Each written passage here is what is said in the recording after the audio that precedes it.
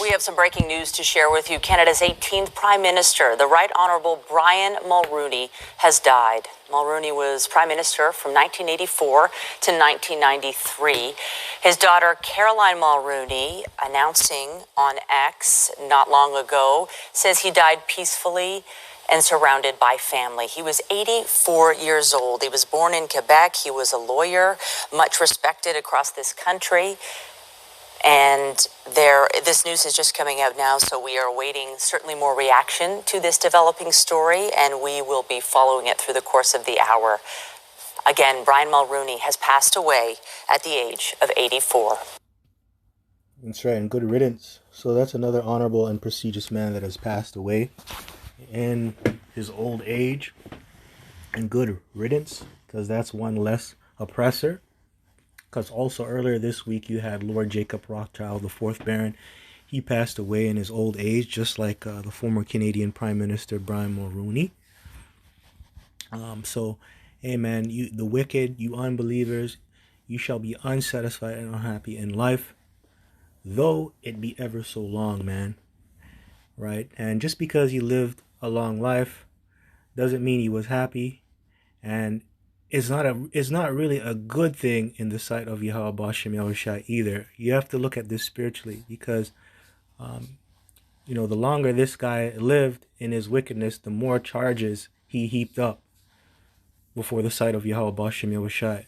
So really, he's cursed.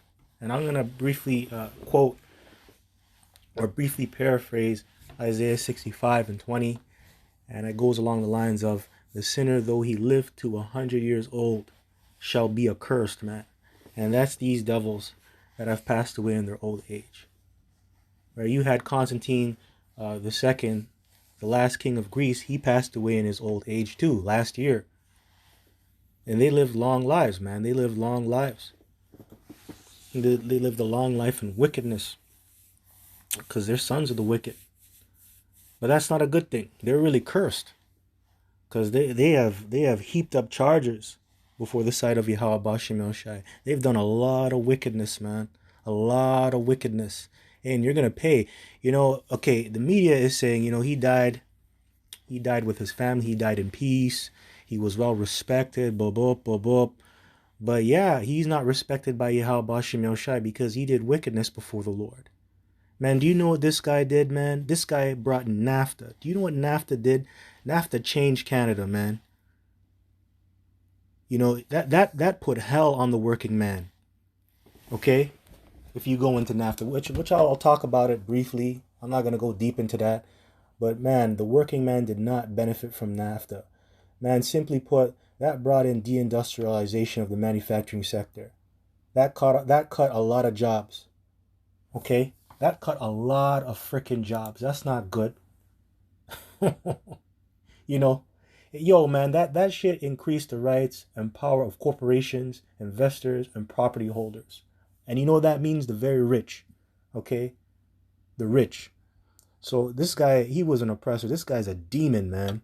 And screw this guy. And I'm glad he's dead. Just like all you other devils. But simply put, to the average person, when they look at this, they'll be like, so what? He died in his old age. He, like all men do, so what? But this guy is really cursed. This guy has heaped up so many charges before Yahweh Bashem Yahushua, and he's going to pay for it in the next life, man. That's why he's going to come back a slave. And he's going to get a serious beat down, man. All right, you think you're going to escape? You're not going to escape from Yahweh Bashem Yahushua. And at the end of the day, the Lord is not a respecter of persons. And a lot of you people think that the Lord respects this man because he lived a long life in his wickedness. Okay, actually, you know what? Because sentence speedily, right? Sentence speedily. Thought of a precept, then I'll get Isaiah 65:20. Okay, this is Ecclesiastes 8:11. Because sentence against an evil work is not executed speedily, therefore the heart of the sons of men is fully set in them to do evil. And that's why other devils that look up to this devil, they'll say, you know what? Let me live a life like this guy. Because he's not being punished for his wickedness. This guy was a cutthroat. He shitted on the little guy. This guy shitted on and stepped on so many toes to get where he was at, man. So, the average person, they're thinking like this. They're thinking just like this, what the precept says, man. I'm going to read it again. Because sentence against an evil work is not executed speedily, therefore the heart of the sons of men is fully set in them to do evil. Yeah, because he's not getting judged. He's living long. So he's like, okay, I'm going to be even more wicked. And that's the mindset of you average people when you look up to these wicked men in society that are ruling, man. So anyways, I just thought I'd bring that out. So let's get Isaiah. Oh, I was just there. Isaiah 65:20. It says, there shall be no more thence an infant of days, nor an old man that hath filled his days. For the child shall die 100 years old, but the sinner being 100 years old shall be accursed. Wow. Okay, Lord's not playing, man. Lord's not playing around. Okay, so pretty much it's a curse to him. For the longer he live, the more wrath he treasures up against the day of wrath, which really also comes in the form of you living in the next life. And also, the more sins he will have to answer for. This guy's going to pay, man. He's not going to get away. Okay? He's not going to get away. The Lord's going to get him back. Okay? The Lord's going to get him back. All right? He's going to have to pay for what he's done. All right. So anyways, let's go into Job 21, I believe verse 8. Let me see if I can get that. Job 21 verse 8, because, he died among his family. He saw his kids grow up. But that's okay, man. That's what the wicked is going to do, according to Job 21. That's okay, man. Don't worry about it. Let him live it up. It's his time. But in the next life, oh, man, you're going to get it. You're going to get it. And I hope I get to oppress you, man. I'm going to pray for that. I hope I get to oppress you because I lived under your rule. Okay? Even though I was a little boy, I was born in 1992. He actually came out of office in 1994. But I hope I'm over you. Because I had to live under you. Okay? I hope I get you. Okay? Because I live in Canada. So this is Job chapter 21, verse 7. Wherefore do the wicked live, become old, yea, are mighty in power. You hear that? So he's the wicked and he lived. Okay? He lived. The wicked do live. And guess what? He became old.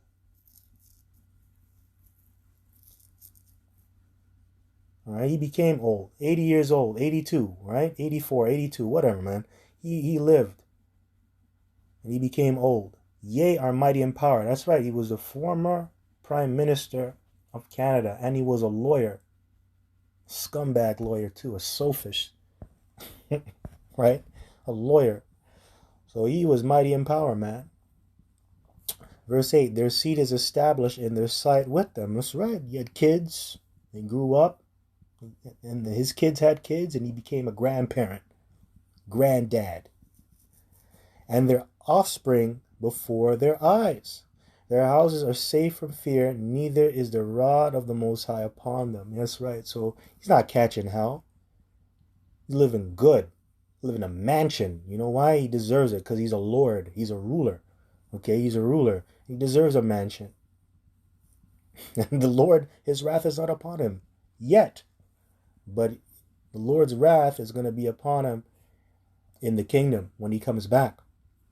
Verse 10, their bull gendereth and faileth not, their cow calveth, and casteth not her calf. That's right. Everything they touch turns to gold.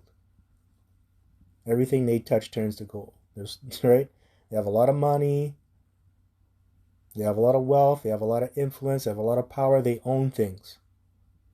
Verse 11, they send forth their little ones like a flock, and their children dance. That's right. Their children are safe, living good, well fed. They provide for them. Go to the best schools, and they get respect because of the name of their father, right? Verse 12, they take the timbrel and harp and rejoice at the sound of the organ. They spend their days in wealth and in a moment go down to the grave. That's right. Just like the grasshopper, just like the insect that they are, they die because they're mortals. All right? And that's a humbling, that's very humbling. You know, when I look at this, I'm humbled because um, we're nothing but insects before the sight of the Lord. Right? It reminds me of Isaiah 40 and 22. Right? Yeah, matter of fact, let me pull that up. Isaiah 40 and 22. Remember, we're nothing but insects before the sight of Yahweh Bashem Yahushai, because, you know, our life, the breath that we have in us, is nothing but a Vicks vapor in the sight of Yahweh Bashem Yahushai. It's nothing. We're so insignificant, so little. We don't live long. Scripture says a day to the Lord is 1,000 years. No man can live 1,000 years, especially in this wicked flesh. You can't live 1,000 years. You can't do that, man. Right? So what are we? We're nothing, man. Insignificant. But that's the pride of man. They think there's something. They think there's something. Anyway, Isaiah chapter 40, verse 22. Now it says here, it is he that sitteth upon the circle of the earth, which is talking about the globe, the planet, okay? And the inhabitants thereof are as grasshoppers that stretcheth out the heavens as a curtain and spreadeth them out as a tent to dwell in. Right? You know, and that represents the children of men, and also that includes us as well, right? And the sons of the wicked. But yeah, the children of men, even the greatest and the mightiest, are as nothing before Yahweh Bashem Yahushai. Right? The numerous inhabitants of this earth are nothing but grasshoppers in the sight of Yahweh Bashem Yahushai. Man, that speaks volumes, man. You know, that shows how powerful Yahweh Bashem Yahushai is if he's looking at us in that way, man. We are of much small value and such little use. What could we really do to change Yahweh Bashem Yahushai's life and make it better? Motherfucker, he chose us. We didn't choose him. You know? But anyways, man, you know, proud men lifting up themselves is but like the grasshopper's leap. Right? And in an instant, they must come back down to the ground and land on the earth. Right? That's your pride, man. It's just like a grasshopper leaping up, but eventually it has to come back onto the ground. And sometimes when they land on the ground, they're injured. And that's these men that you see right here, man. All the great things they've accomplished, man. That's just a grasshopper's leap. That's fucking nothing in the sight of Yahweh Bashem Yahushai. Nothing. You hear me? Nothing. Getting kind of passionate about it, but it's nothing. Because the Lord is so powerful, man. And he can crush you. He can crush you. And you know, the thing is, man, you know, when you compare certain insects, a grasshopper is not as organized and more disciplined than an ant. You know, even though they're both insects and they don't live long, it's not really good to be a grasshopper. You would rather be an ant, because ants are more disciplined. They're more in order. They're not aloof. They're about their day to day, and they're about business, right? They're about business, all right. And also, grasshoppers, man, they live but a while, but they live carelessly. And an ant, they don't live carelessly. So a lot of most men, you know, when I look at the scriptures, man, the Lord is really comparing a lot of the men on the earth as really grasshoppers because of how they live. They live very carelessly, right? So I don't know. I'm just thinking about that. Someone just texted me. Give me 1 second. All right, yeah, Salaki about that. So yeah, man, That's so that's what I thought of. But yeah, grasshoppers, man, they live carelessly, not like an ant, and that's a majority of these men out here. They live carelessly. All right, so what else? See if I can get. I don't know, man. Let's see. Maybe I can get Proverbs 16. Salakia. Salakia. Give me 1 second. All right, I'm gonna get Proverbs 16. Haughty look.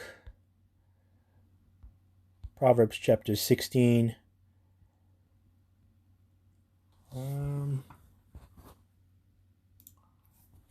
And 18. I think that's it. Yeah, I think it's 18. All right, yeah. So this is Proverbs chapter 16, verse 18. Pride goeth before destruction, and a haughty spirit before a fall. Better it is to be of an humble spirit with the lowly, than to divide the spoil with the proud. Salakia. All right. But yeah, man. This guy, man, he was proud and destroying his country, because there's a lot of lessons that you can learn from Brian Mulroney and what he did when he signed Canada into NAFTA, which is the North American Free Trade Agreement. It destroyed, that agreement, man. It destroyed more jobs than it has created. You have something called depressed wages. It actually worsened poverty and equality. It also eroded social programs. It also undermined democracy. And like I said earlier, it increased the rights and power of corporations, property holders, and investors, etc. And really over the years, man, I believe, man, NAFTA was really set up to really weaken Canada's sovereignty, right? And I think it really promoted economic assimilation towards the United States, right? So it put a lot of pressure on Canadians and also Mexicans, man, to conform to U.S. foreign policy. So I don't know, man. We're still feeling the effects of NAFTA to this very day, man. Look at the cost of living, man. Standard of living is so high. Look, and this motherfucking brought in GST, man, which is another form of taxation. If you go back into that, anyway, excuse my French. So, anyways, with that, I just want to give all praises, glory, and honor due unto Yahweh, Bahashem Yahushai, Bahashem Rakah Chodash, double honors to the apostles and elders of Great Millstone that rule well and that do teach well, that have taught me this truth. To you I say shalom, and shalom to the hopeful elect. Kwam Yashal and Abba Ball. Shalom.